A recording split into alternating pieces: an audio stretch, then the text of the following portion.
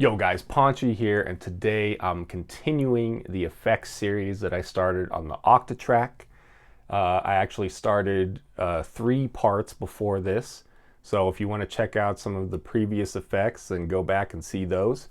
Otherwise, I'll be finishing up this series in the next couple videos. So today we're going to do the chorus and the spatializer.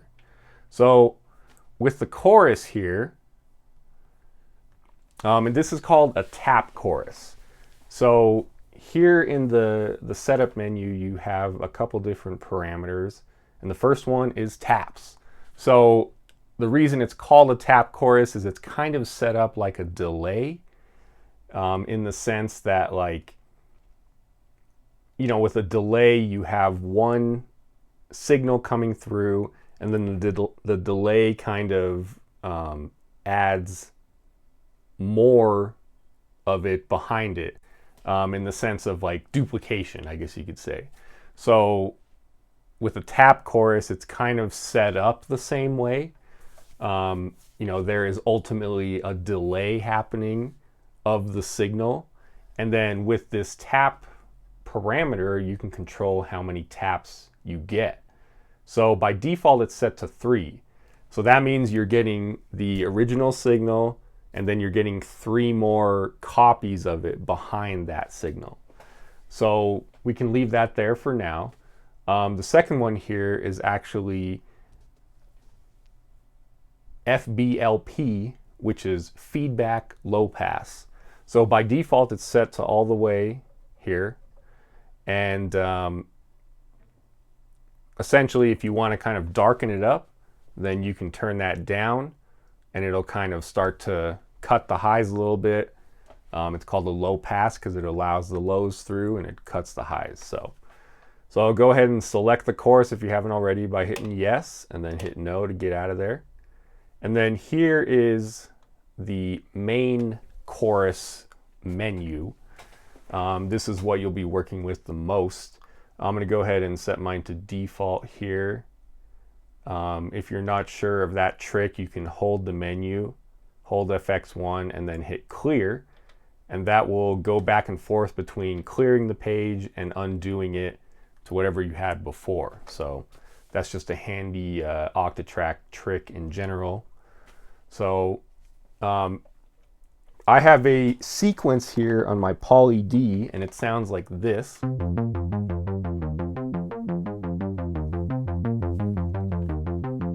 So I'm going to go ahead and keep that sequence consistent and just use that as our test, so that way you can kind of hear like what it's doing to the sound. So the first thing, when you select the chorus, it's not doing anything because of this parameter right here, the mix parameter. So that controls how much of the dry signal is mixed with the wet signal. So in order to hear what it does, you want to turn up the mix.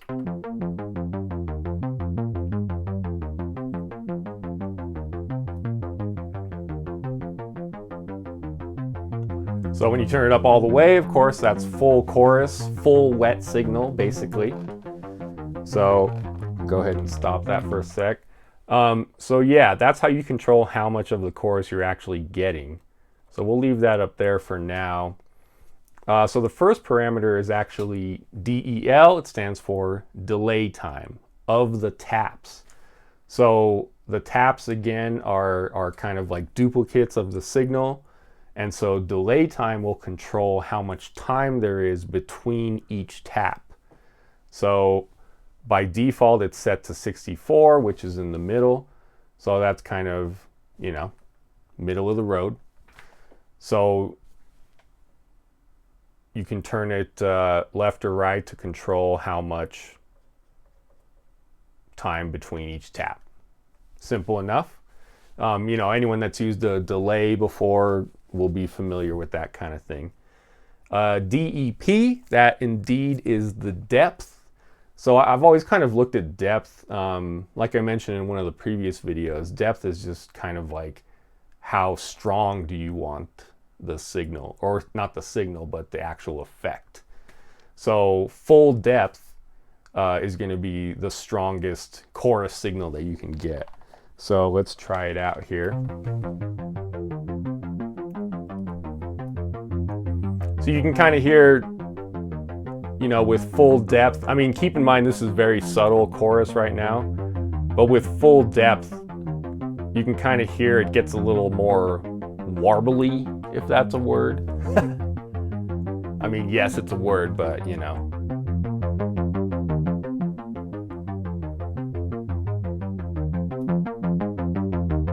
So if you turn it down, you can kind of hear that it kind of like, it's almost like it collapses to mono. Whereas the more you turn it up, the more it's kind of bouncing in stereo. Okay, and then the speed is the next one. That basically sets the speed of the taps, of the low frequency modulation. So it's kind of like an LFO, I guess you could say, if you're familiar with LFOs. If not, don't worry about it too much. But basically, let's listen to it.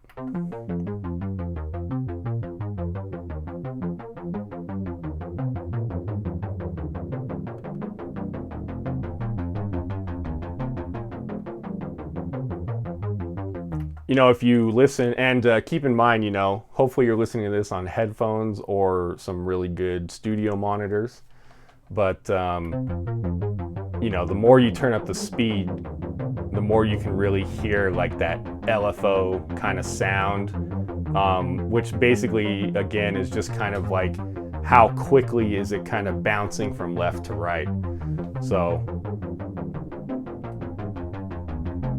and the more you turn that up, the more you get kind of like an out of tune effect. So, you know, speed, you know, unless you want to go crazy, it's not really something you want to have too high. But yeah, you know, it's there if you need it, basically. So the next one is feedback. So that controls the feedback of the delay taps. That kind of controls, you know, and again, anyone that's used a delay before, you know, you might just know how to set these things up just intuitively. But yeah, feedback kind of controls, you can kind of look at it as like how many, you know, it's kind of like adding to the taps in a way, because the taps are like feeding back onto each other. They're kind of like overlapping kind of thing. So let's check it out.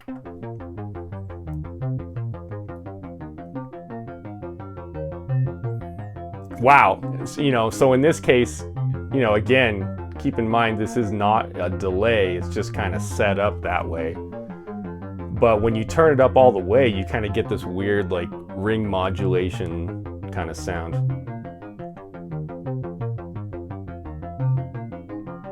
Very interesting.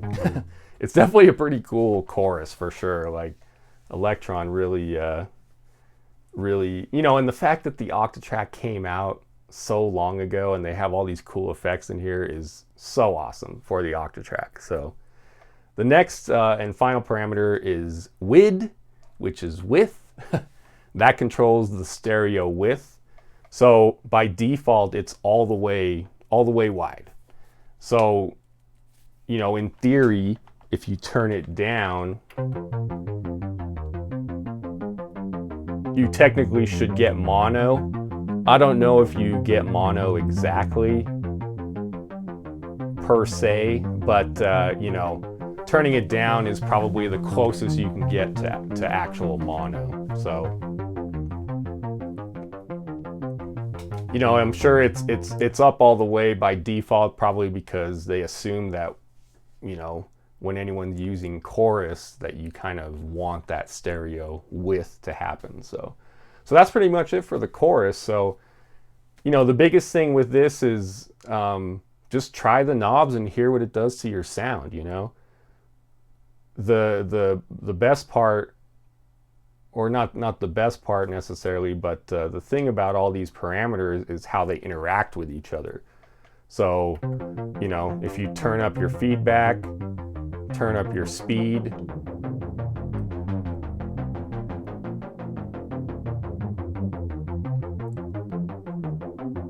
turn up your depth, you know, and then mess with the delay times.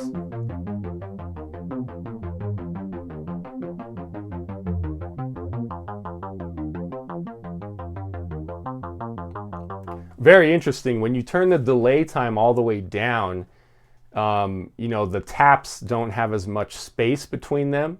So it's almost kind of like they're phase canceling each other out because they're kind of like stacked on top of each other in a way.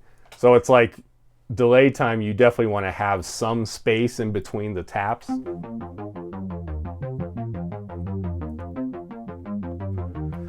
But certainly when I look at this, you know, if I want super, you know, if I want some very subtle delay, it's like you don't want a ton of mix. You don't want a ton of feedback. You can leave the width all the way up. You don't want a ton of depth. You don't want a ton of speed. The delay time can kind of be wherever to taste. But you don't want it to be zero.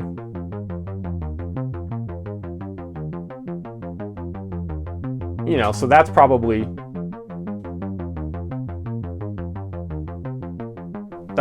some of the most subtle chorus you can get. So, but it's always, of course, it's always cool that you can get craziness out of it. So, all right, moving on. Let's move on to the Spatializer. So this is kind of an interesting one. Certainly just by the name, you know, I couldn't necessarily figure out like what it was doing just by the name. You know, of course, the best thing you can do is just listen to it. But, you know, sometimes it's worth going through these parameters like we are here today. So the Spatializer effect, it's a stereo image thing. You can basically, you know, it's very similar to the chorus, I guess you could say, because the chorus for sure will take a mono signal and turn it stereo. In this case, it's also doing the same thing though. You can widen a stereo image or you can narrow it more and actually, so you could actually use the Spatializer to actually turn a stereo signal mono if that's something you want. You know, it's probably going to be used more for, you know, turning a mono signal stereo, but to get like a pseudo stereo image, but you know, you have the choice. So in the setup here, what do we have? We have phase is the first one. So that reverses the phase of the wet signal for whatever channel you have chosen here. So interesting that by default it's set to L. So that means it's going to automatically flip the phase of the left channel. And probably the reason for that is just so you don't get any kind of phase cancellation. If you're not sure what that is, look it up if you can. Otherwise, you know, you'd know that phase cancellation is not good necessarily, save for a couple very specific cases when that's kind of like the sound you're going for. You know, I'm thinking of like a red special, like Brian May's guitar. He throws his guitar out of phase on purpose. So it's not to say that phase cancellation is always bad. But basically, so with this phase parameter, you can choose which one goes out of phase. So if your signal is sounding weird, I would mess with that a little bit. Again, if you're used to phase cancellation and what it sounds like or whatever, then you know, this is definitely a key parameter. So the next one, MS, it basically activates or deactivates the MG and SG controls. So it'll activate or deactivate these. It's not, well, yeah, so it is actually a mid-side control. So MG controls the amount of mid gain. So by default, it's set to 0. So it's a bipolar parameter, meaning it can go negative or positive. And then SG controls the amount of side gain. So if you're not sure what mid-side is, definitely look that one up. I'm not going to go over that in this video. But, you know, it's kind of a, it has to do with stereo. You can record things in mid-side. But in this case, you know, it's a spatializer. You're taking mono signals and turning them stereo. So that's why it has these kind of controls, so that way you can have full control over what you're doing. So what you're doing, which is turning something stereo. So, okay, go ahead and select that, hit no to get out of there. And so our parameters here are INP, that adjusts the gain of the dry signal. So that's input, basically. So you can turn that up or down. By default, it is set to full blast. Depth, again, like we mentioned before, depth is kind of just like how much are you getting, I guess you could say. Because in this case, it sets the depth of the widened signal. So, and you know, it works in conjunction actually with the next parameter, which is width. So let's try this sequence here. And again, you're going to want to, much like the mix parameter, you have a send parameter, so you're going to want to turn that up. Otherwise, you're not sending any of the signal into the spatializer because it's at 0. So let's go ahead and turn that up all the way.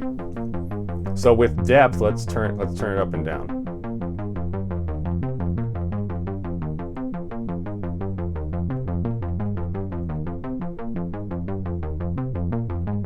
So you can clearly hear that there is definitely some stereo stuff going on. By default, the width is set to 96, so it's not. So listen to that. If you turn up the width all the way, you're really getting like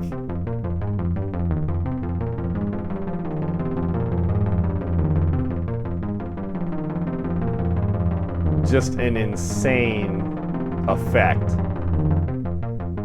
You know, and that's not always the most desirable thing, but it's there if you need it, you know? And then if you turn the width all the way down, but you have the depth all the way up, you're kind of essentially just leaving it at mono again. So, but it's crazy. With full width, you're kind of getting this weird, like, bouncy, kind of like granular effect a little bit. Definitely super cool. So the next parameters we have are HP and LP. So HP controls the cutoff frequency of the high pass filter. So high pass filter and low pass filter. So you can kind of use this to, you know, give it like a band pass thing. Like your high pass would be on the right, you know, your low pass would be on the left, at least my left. And then, you know, you can use the high pass and the low pass to kind of like bring it in a little bit to kind of like a band pass thing. You know, and then technically, like with the use of high pass and low pass, you can have a band pass thing because you're, you know, kind of narrowing the frequency. So let's mess with that a little bit.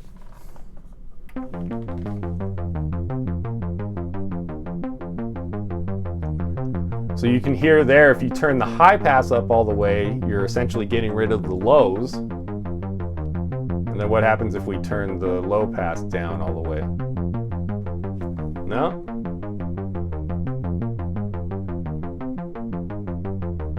It's not as drastic of a filter as you might think. So you can't really, contrary to what I just said, you can't really quite get that same bandpass sound. I guess if you really wanted to get that sound, you could just get it from the actual filter, you know, using the bass and the width. You know, that this is kind of like the bandpass sound.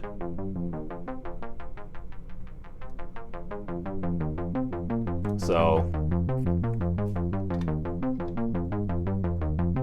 you can use these filters in a subtle way to kind of get rid of some frequencies you may not want. Let's turn the depth up more.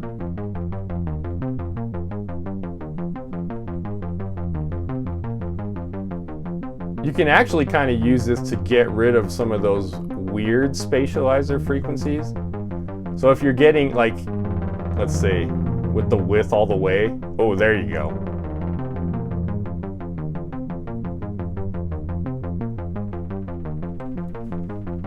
With the width all the way up, you can really hear what the high pass and low pass filters do.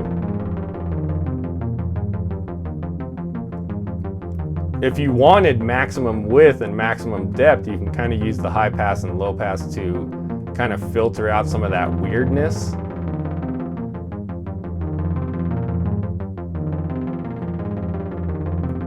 But yeah, definitely very interesting. Definitely a super cool effect. You know, what would I use that for? The spatializer? You know, that's why I did both of these in the same episode, because you know, they're both having to do with stereo imaging. So that's how I look at these two effects. You know, what would I use the spatializer for? Anything that's mono that I want to turn stereo. You know, like what might be cool to use it with is actually some vocals. Like if you have some vocal samples, you know, it'd be really cool to use with a, you know, a mono, just a mono synth, basically, not monophonic, but you know, just a synth with a mono signal. You know, if you're using it with the analog 4 or something like that, that thing is already stereo. Not that every synth sound you get out of it is stereo, but it can be turned into stereo. Not to mention the analog 4 already has chorus, so you can kind of, you know, I'm saying you don't really need it with something like the analog 4, but for sure try it out with some stuff, you know, like, oops, sorry about that. Try it out with some stuff that is mono, you know. I really want to hear what it sounds like with vocals, actually, because that could be really cool. It might be able to give it like a pretty cool, like, doubled vocal sound. It would be cool with guitar, no doubt, because you know, you could take one guitar and turn it stereo. So a lot of cool options. Same with the chorus, you know, that's what I would use it for. Sometimes chorus can be too much. So if you find that chorus is too much for you, the spatializer seems to be a better alternative for more subtlety, you know. As you can see by just the high pass and low pass filter alone, you know, they're very subtle parameters. So, but that's it for today. Hope that helped you guys, and I'll see you in the next one.